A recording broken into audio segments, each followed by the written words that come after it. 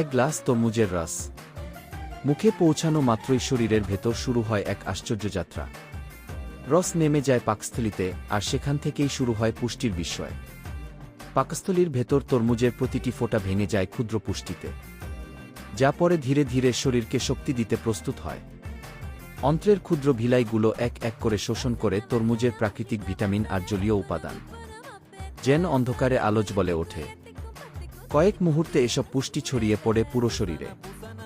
মাংসপেশি হয় সক্রিয়, মস্তিষ্ক হয় সতেজ, আর রক্ত সঞ্চালন হয় মসৃণ। তরমুজের অ্যান্টিঅক্সিডেন্ট মস্তিষ্কে এনে দেয় নতুন সতেজতা, নিউরনগুলো জ্বলে ওঠে উজ্জ্বল আলো।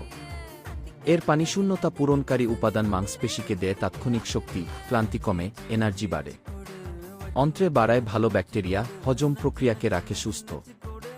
আর এক গ্লাস তরমুজ মুহূর্তেই শরীরকে ভরিয়ে দেয় স্বাভাবিক শক্তি ও প্রাণশক্তিতে।